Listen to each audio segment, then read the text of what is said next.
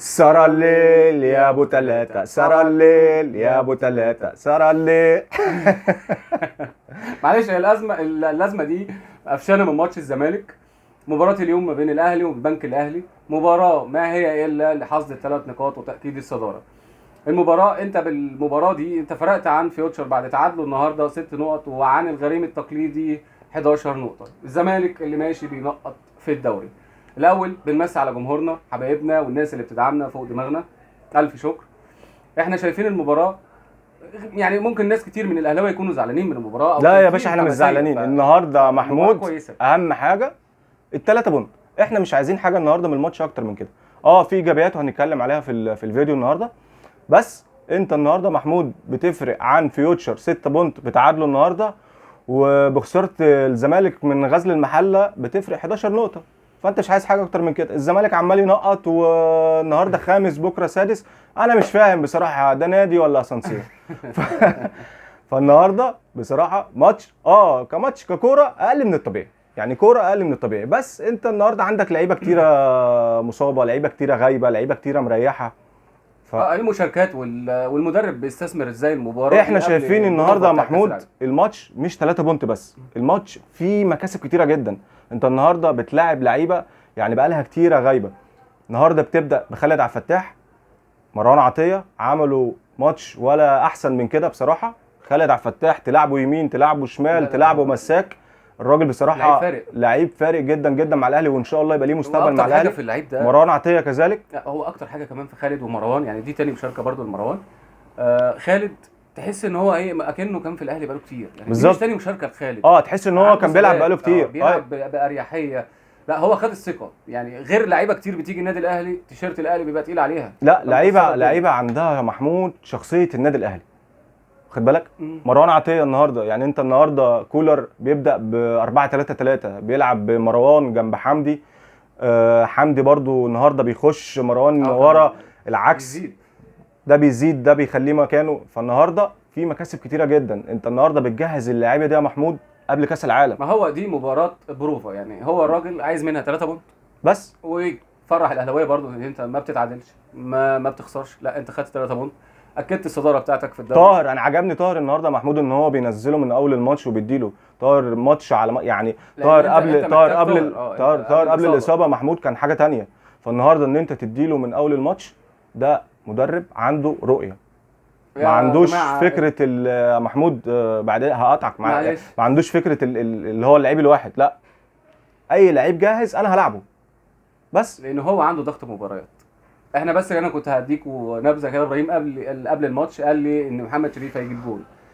هو كان حاسس بشريف ان دي محمد شريف يا جماعه، احنا عارفين مين اللي اداله الفولت العالي، عارفين مين اللي شحنه واداله ال 220 مين. فبصراحه يعني انت كهربا والمدرب ادوا النهارده لشريف ثقه كبيره جدا. النهارده كهربا محمود فينش مفيش احسن من كده، بينزل يستلم من تحت، بيستلم بظهره للجون، كل حاجه بيعملها النهارده محمد شريف في الكوره. فبصراحه النهارده بيرستاو انا عندي تعليق عليه، يعني انا شايفه مش ده برضو اللعيب المحترف اللي يجي الاهلي يستند عليه. هو لسه بعد الاصابه، الله اعلم بشغل كولر معاه ايه. فدي اول مشاركه ليه، وهو ما خدش فتره كبيره من المباراه.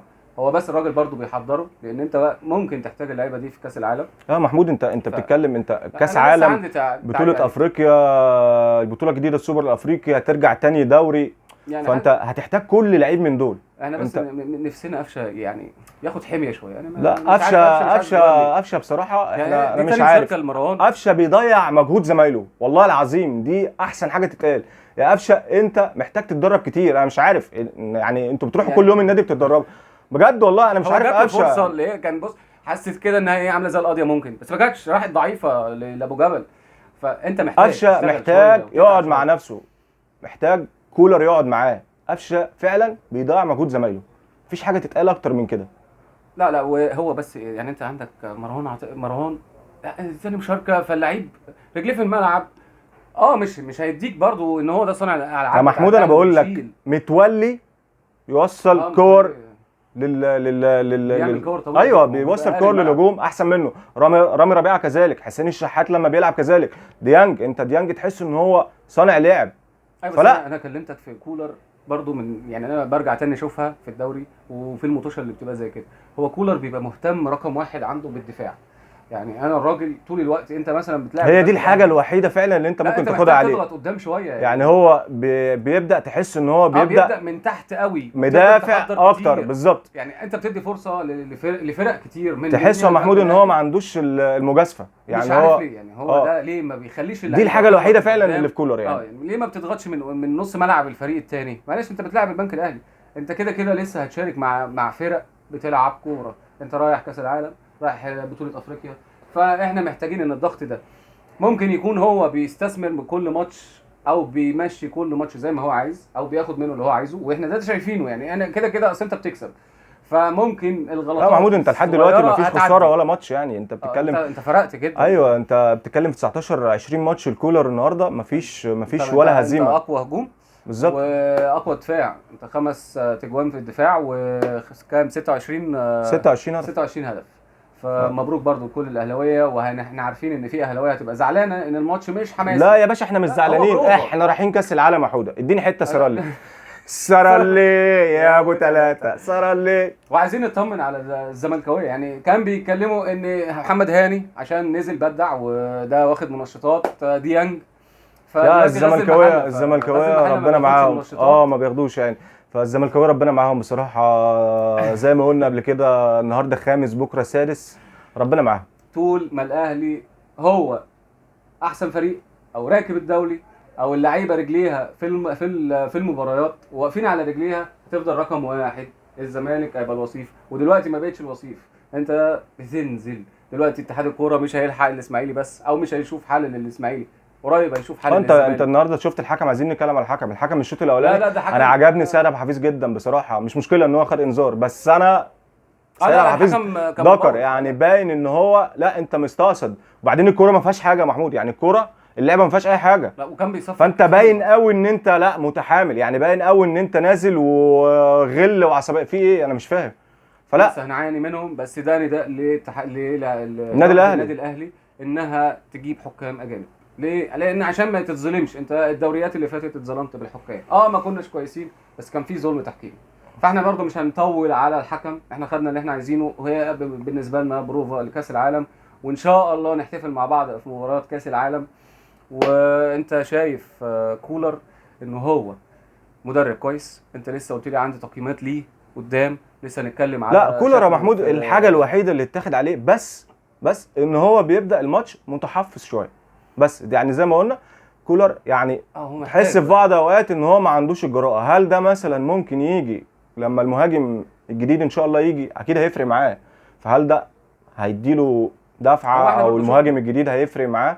فلا هي دي بس الحاجه الوحيده اللي اتاخد على كولر، غير كده هو مدرب كبير جدا جدا جدا. كان في فرص النهارده في الماتش برده ما كانتش بتخلص. يعني اللعيبه ليه لسه هنرجع ليه تاني ان احنا بنضيع فرص كتير. لا ما محمود ما تنساش ان اللعيبه دي بقى لها كتير ما بتلعبش، يعني اللعيبه دي ولعيبه راجعه من اصابه، فاهم؟ فانت النهارده الماتش انت بتعتبره بروفا ليك قبل كاس العالم. لعيبه كتير يا محمود، انت النهارده السوليه، بيرسيتاو، طاهر، متولي، اللعيبه دي كلها كانت غايبه. فانت اللعيبه دي لما تنزل مع خالد عبد الفتاح، مروان عطيه اول مره بيشاركوا اساسيين، فلا في مكاسب 1-0 الشوط الاولاني ما كانتش تطمن، بس لا في مكاسب. ومبروك يا اهلاويه الصداره، فرق 11 بونت عن نادي الزمالك، و6 بونت عن فيوتشر. مستنيينكم في كاس العالم. السلام عليكم.